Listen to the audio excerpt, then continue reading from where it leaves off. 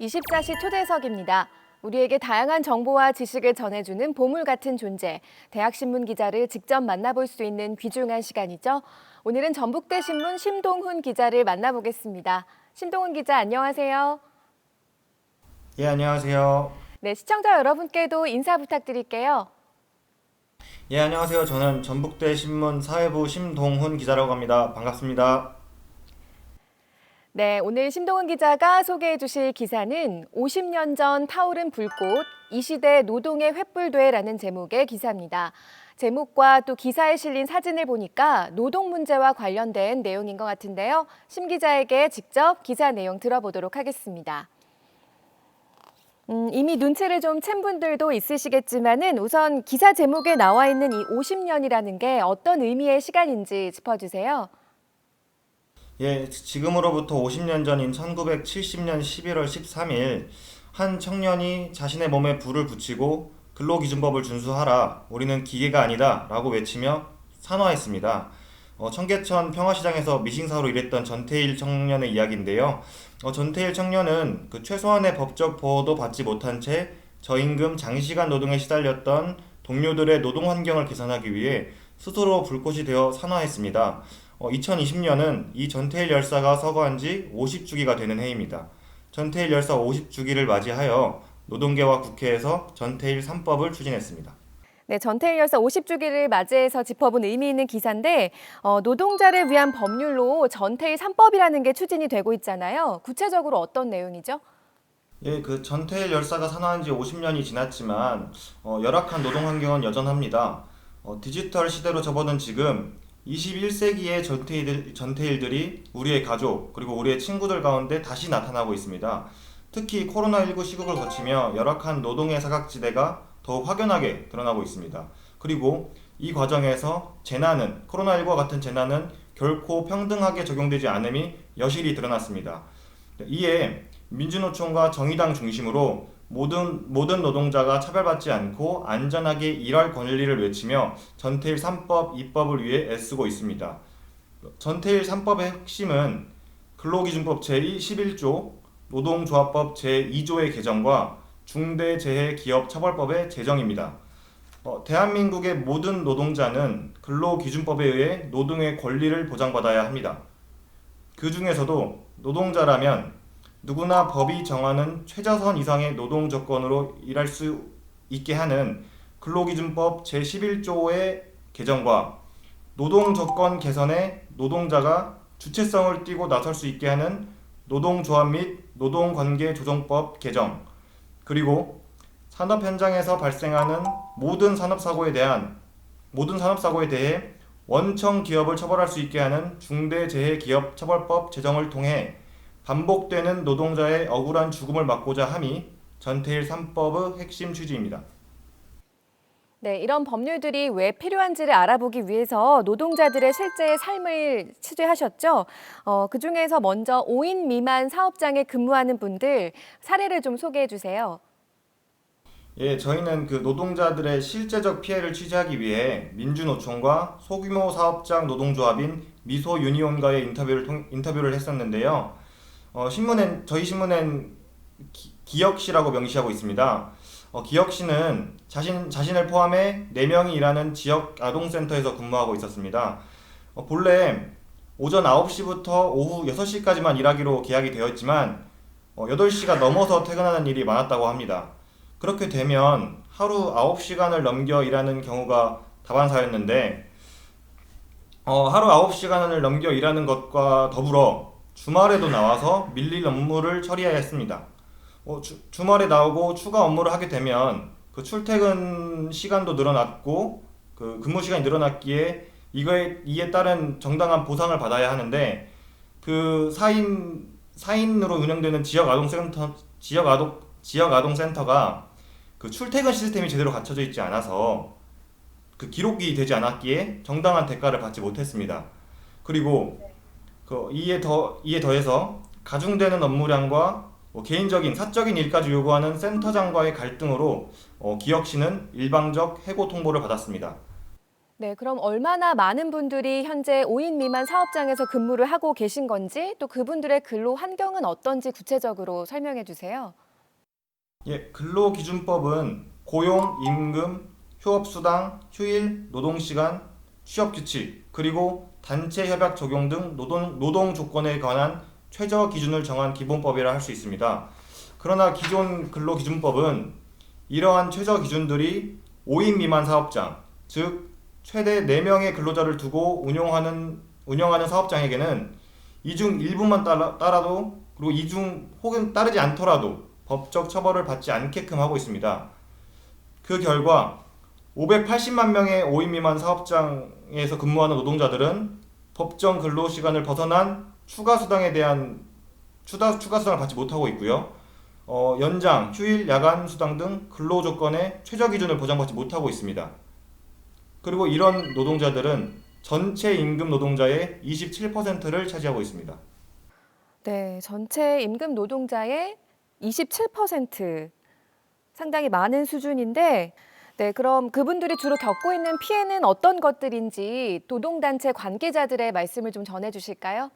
소규모 사업장 노동자로 이루어진 단체 미소유니언의 이준상 위원장은 5인 미만 사업장의 경우 근로기준법 조항 자체가 적용되지 않기에 해고, 연차, 그리고 연장수당 등에 대해 전혀 보장받지 못하고 있다고 말했습니다.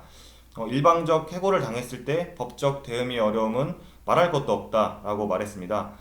또한 노동자들이 소규모 사업장이라는 이유로 노동에 대한 정당한 대가를 받지 못하고 노동자로서 쉴 권리, 그리고 알 권리 등 기본적 권리도 보장받지 못했고, 임금 문제와 이런 권리 문제를 떠나서 인간적으로 견딜 수 없는 모욕과 임금 지불과 관련 없는 정신적 피해를 겪는 일이 상당하다고 말했습니다. 네, 법적으로 이 근로자와 사용자의 정의가 불명확해서 빚어지는 문제도 많다고 들었는데요. 대표적으로 우리가 특고라고 부르는 특수 형태 근로 종사자들의 경우가 그러합니다. 최근에도 과로사한 택배기사의 사연이 전해지기도 했는데 기사에도 택배기사분들의 이야기가 사례로 실려 있더라고요. 어떤 현실에 처해 있는 건지 전해주세요. 예, 코로나 시국에서 이 택배 운송을 통한 물건 주문이 급증하면서 이제 과로사로 사망한 이 택배 노동자들 분들이 저희가 취재 당시 7분이셨고 지금은 이제 어제부로 10명인 걸로 알고 있습니다.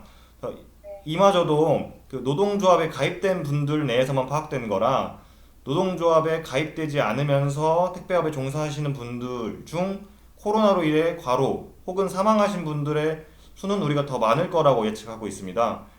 이분들은 이제 코로나 이전에는 새벽 6시부터 저녁 7시 혹은 저녁 8시까지만 근무했지만 코로나 이후 15시간 이상 근무를 하고 계십니다.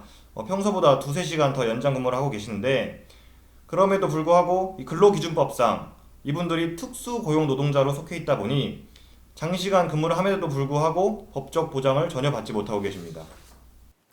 네, 이런 문제가 발생되는 이유가 바로 택배기사는 근로자의 범주에 들어가지 못하기 때문이라고 하는데요. 근로자의 범주에 들어가지 못하면 어떤 불이익이나 피해가 있는지 궁금하거든요. 예, 그 몇 년 전 그 유행했던 영화가 있습니다. 그 베테랑 영화인데 그 영화 속 유아인과 그 영화 속 화물 노동자로 나왔던 정웅임과의 관계가 대표적인 예라고 할 수 있습니다. 저희는 전주에서 CJ 대한통운 택배 기사로 종사 중이신 김별 전국 택배연대 노동조합 전주 지회장을 인터뷰했는데요. 지회장이 말씀하시는 것이 CJ 대한통운 택배 기사들은 CJ 대한통운이란 이름이 붙은 조끼를 입고 다니고 CJ 대한통운이라는 상표가 붙은 차량으로 CJ 대한통운에서 운송하는 물건만 배송하고 CJ 대한통운이 마련한 지침만 따르는데 이 노동 계약은 지방의 중간 대리점과 계약을 맺었다고 합니다. 네. 이렇게 되면 만일 사고가 발생했을 때 그 계약 당사자가 중간 대리점이기 때문에 사고에 대한 책임과 그 노동 조건에 대한 교섭을 원청 기업인 CJ 대한통운과 하지 못한다고 합니다.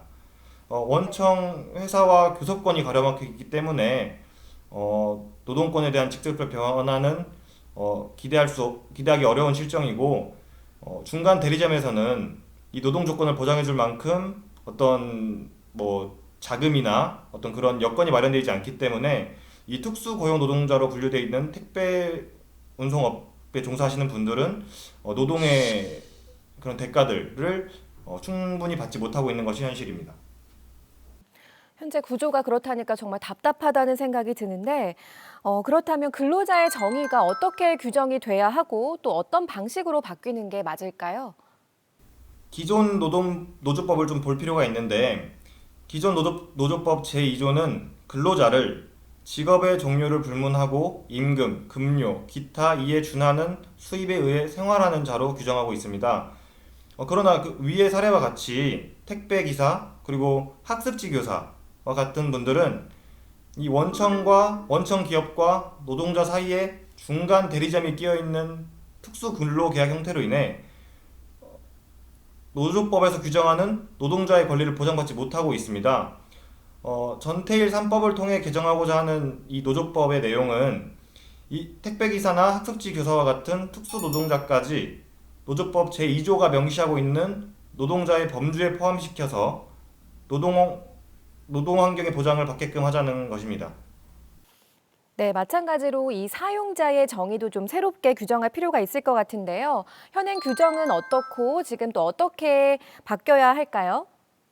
예, 마찬가지로 노조법 제2조는 사용자를 사업주, 사업의 경영 담당자 또는 그 사업의 근로자에 관한 사항에 대하여 사업주를 위하여 행동하는 자로 규정하고 있습니다. 이런 내용의 모호성을 이용해 앞서 말씀드린 바와 같은 문제가 많이 발생했는데요. 이에 전태일 3법을 통해 노조법 제2조에서 명시하는 사용자의 정의를 근로자의 근로조건에 대해 사실상의 영향력 또는 지배력을 행사하는 자 등을 포함하는 데까지 확대해야 한다는 것이 전태일 3법의 주요 내용입니다. 네, 또 궁금한 부분이 전태일 3법 중에 마지막이 산업재해와 관련한 부분이라고 아까 앞서 정리를 좀 해주셨는데요. 산업재해가 발생을 했을 때 어떤 불합리한 점들이 나타나는지 궁금하거든요. 이 중대재해기업처벌법 제정은 전태일 3법의 핵심이라고 할 수 있습니다. 앞서 말씀드린 근로기준법 제11조와 노조법 제2조는 기존에 존재했던 법들을 개정하는 것이지만 중대재해기업처벌법은 아예 새로운 법을 제정하는 것이기 때문입니다. 사단법인 김용균 재단에서 조사한 바에 따르면 산업안전보건법 범죄 재발률은 97%이며 전체 사업장의 90%가 기존 산업안전보건법을 위반하고 있습니다. 그리고 2016년 기준 노동자 사망사고에 대한 기업의 평균 벌금액은 432만 원에 불과했습니다. 사망한 사람에 대한 목숨값이 432만 원밖에 되지 않습니다.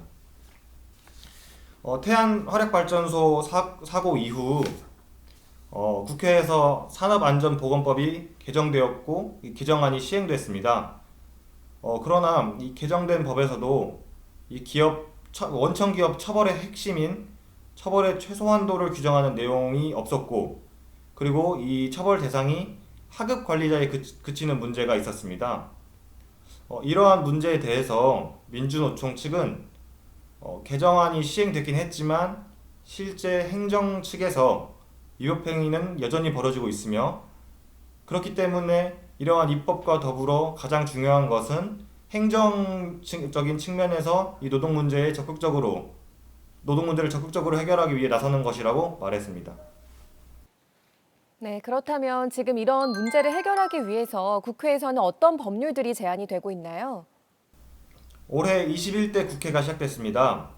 정의당은 이 중대재해기업처벌법을 21대 국회 제1호 법안으로 내놨습니다. 이 정의당의 법안은 사업주가 유해 위험 방지 의무를 위반해 사람을 사망에 이르게 하면 그 사업주를 3년 이상의 유기징역 또는 5천만 원 이상 10억 원 이하의 벌금형에 처하도록 하는 것을 핵심으로 하고 있습니다. 이 정의당의 새로운 법안은 20대 국회에서 고 노회찬 의원이 발의한 기존 중대재해기업처벌법보다 더 높은 처벌을 내리게끔 하고 있습니다. 네, 현재와 같은 노동 환경 개선을 위해서 정치권에서 어떤 노력들이 이어지고 있는지 궁금한데요. 노동계의 반응과 함께 짚어주세요. 예, 그 앞서 말씀드린 그 노회찬 의원의 중대재해기업처벌법은 그 법안 국회를 통과하지 못해서 이렇게 무산됐고 이제 21대 국회에서 새롭게 정의당이 법안을 발의했는데 20대 국회와 21대 국회의 차이점은 이 중대재해기업처벌법에 대해 여당인 더불어민주당 또한 필요성을 느끼고 있다는 것입니다. 지난 9월 7일 이낙연 더불어민주당 대표는 국회 교섭단체 연설에서 중대재해기업처벌법과 생명안전기본법 제정은 산업안전의 시작이다 라고 말했습니다. 덧붙여 산업안전은 어제 오늘의 일이 아니며 이제는 불행을 막아야 한다. 조속한 법안 처리를 위해 소관 상임위에서 노력해달라라고 말했습니다. 그러나 이런 그 이낙연 대표의 긍정적 반응에도 불구하고 민주노총을 비롯한 노동계에서는 우려를 표하고 있습니다. 지금까지 정치권이 노동 문제의 제도적 개선에 있어 의지를 보여준 적이 없었고, 정말 이 노동 문제를 개선하기 위해서는 국민들이 직접 청원한 내용에 대해 수정 없이 입법되어야 한다고 말했습니다. 마지막으로 이번 기사를 취재하면서 느낀 점이 정말 많으실 것 같은데 간략하게 좀 정리를 해주세요. 예, 전태일 열사의 이야기로 마무리하고 싶습니다. 평화시장에서 미싱사를 하면서 자신의 재단사가 되고 자신의 어떤 그 공장을 세우길 꿈꿨던 전태일이란 청년이 재단사를 떠나 노동환경 개선을 위한 사회운동가로 거듭나는 과정에는 동료 여공들이 그 같이 평화시장에서 일했던 동료 여공들이 열악한 환경에서 밥도 못 먹고 몸 상해가며 일하는 모습에 대한 안타까움이었습니다.